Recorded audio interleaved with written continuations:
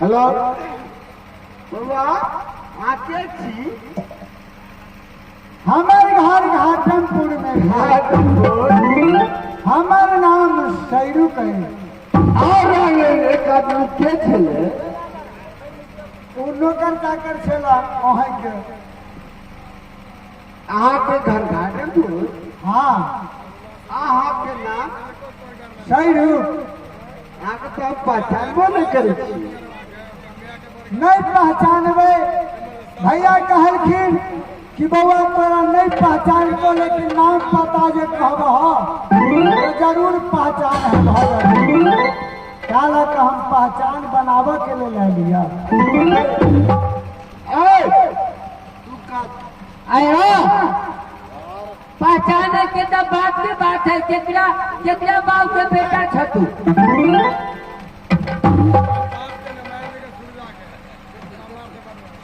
तोरा माँ बाप पैदा कर को इहो ने सिखल को ये बड़का भाई के बाप के बेटा छी हम हमरा कुछो नहीं बाटे दे उतर देल के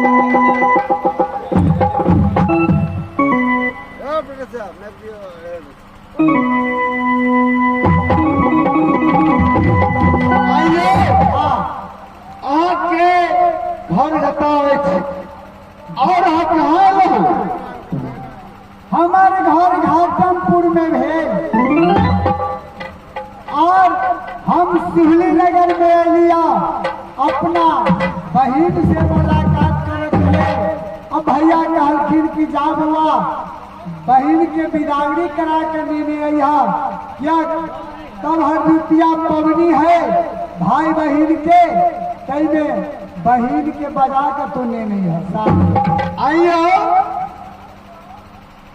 जय दिन हम घाटमपुर से अपना पत्नी के हौदी पोखरी के जग से पूजा कर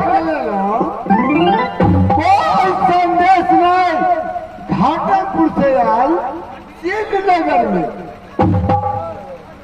देखियो बहन ओहि समय में हम बहुत छोट रही हमरा कोनो ज्ञान नहीं रहा अब की भेल नहीं भेल वो बात के छोड़ो कल की बात पुराना अब अहाँ नया से हम अहाँ रिश्ता जोड़ू और चलू हमरा घाटमपुर में हम बहन के विदाई करावले ले आज की ना भेल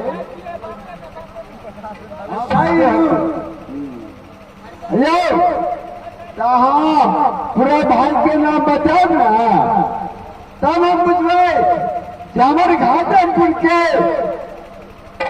7 गो साल में सबके नाम बुझे सबसे छोट सैरू जरूर हाँ हाँ हम सबसे छोट छी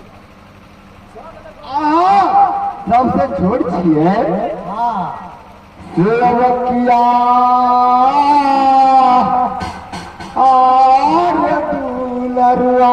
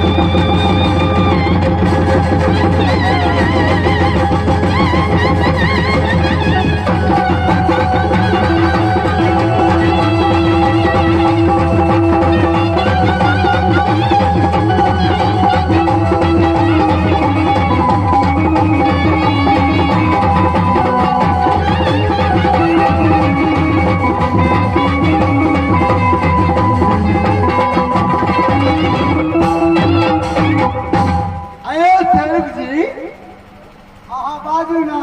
अहाँ के कोना क्या कह याद आ गेल जे श्रीनगर में हमर बहिन और बहन छथिन। देखियो हम तो एक बेर बता दिली जे हम बड़ी छोट रही, हमरा कोनो ज्ञान नहीं है। लेकिन भैया बड़का भैया कहलखिन कि बउआ बहिन अपन बसे है शिवली नगर में, तो जा अब बिदागरी करे में यह पावन जल्दी करू। आइयो हजार छलखिन, वो कहलखिन जे हम श्रीनगर के वासी छी और हम श्रीनगर के हजार छी। जब जिनका रास्ता से बांध दिलिए, अहाँ कहिए कि हमार छोट साला जी छी। अच्छा ठीक है, अहाँ बहन के हम बजाबै छी। जो अहाँ के बहन अहाँ के पहचान ले तो अहाँ के स्वयं बात माना, नहीं तो जाना किया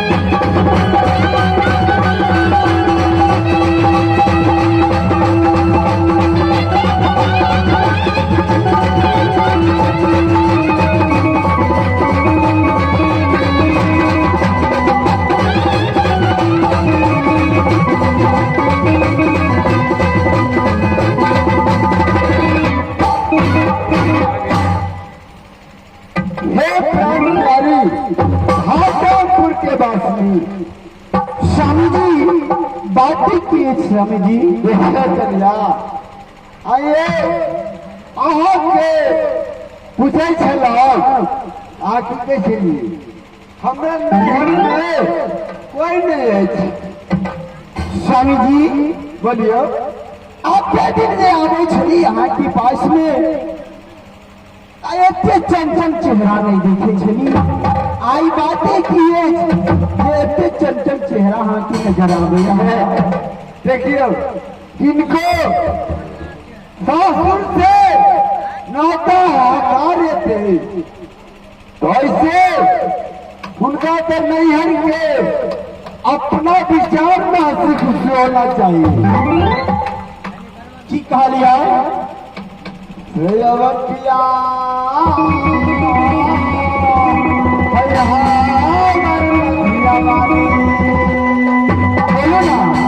ये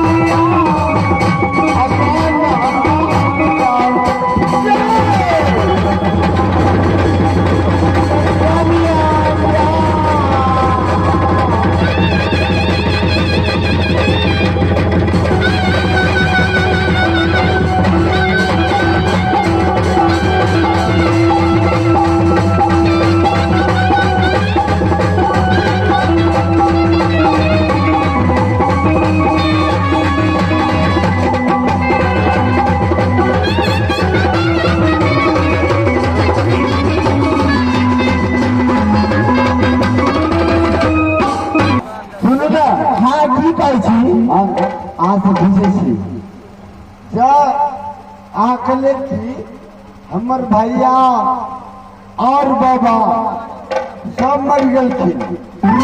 समझी हमरा नैहर में कोई नहीं सब मर गए। अहाँ के बार बार मना करे छी कि हमरा नैहर के नाम नहीं लिया, हमरा नैहर के नाम लो ले छी।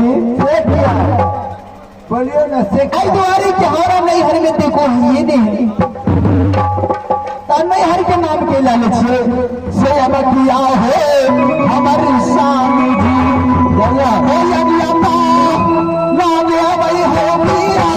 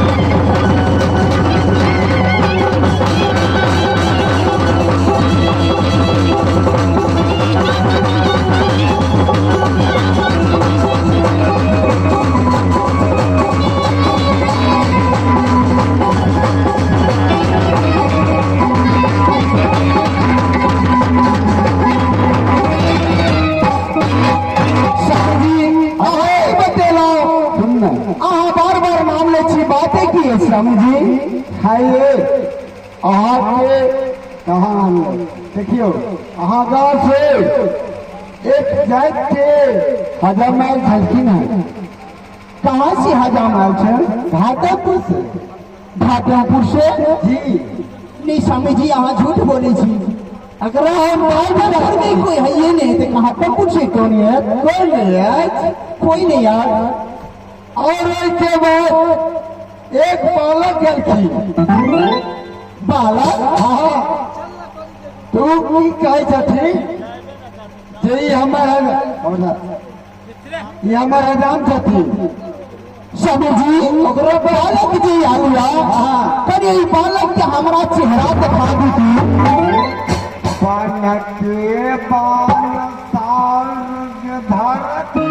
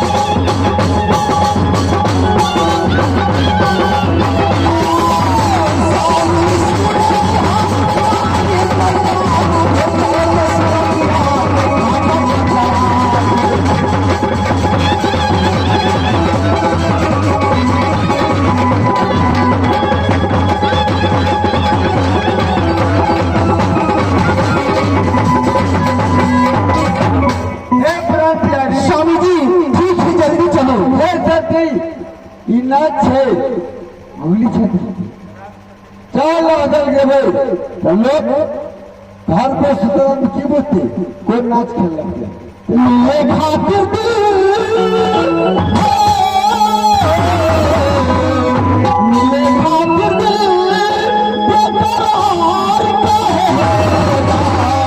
प्यारी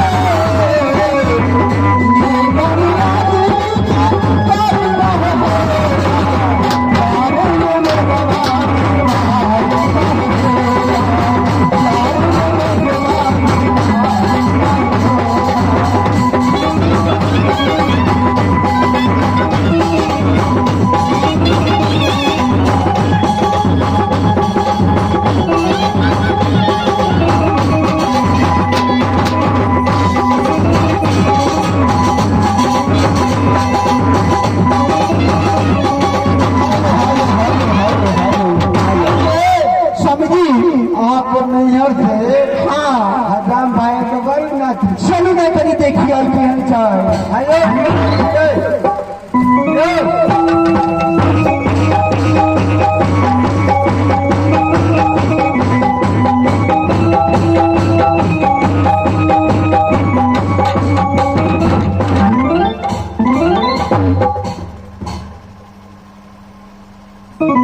मलकान जी ई बउआ कहै है आदमपुर हमर घर है आ अहाँ के कहया बहिन सुनै छियै? देखो अहाँ जे कहै छियै से हम बचवा से बोली सुनबै तकर बाद ना पहचानबै कि हमारा गांव के छै कि और कतौ के छै। हाँ, ठीक है केना से देख लियो पूछ लियो। बउआ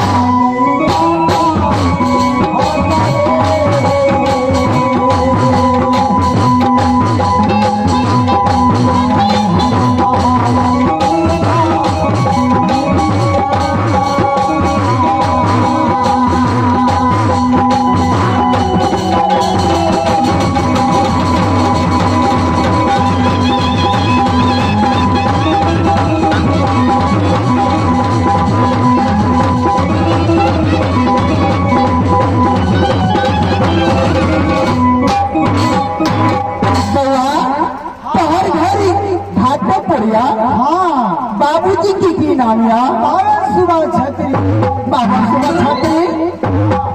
और अहाँ के की नामिया हम सात भाई के भैयारी सबसे छोट हमार नाम सैरू बा।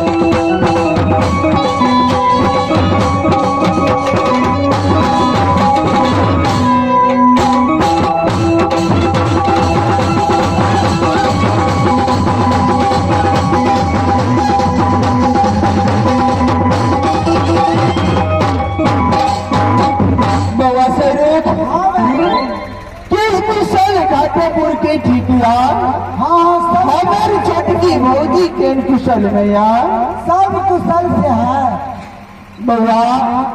हमरा 12 बरस क्या से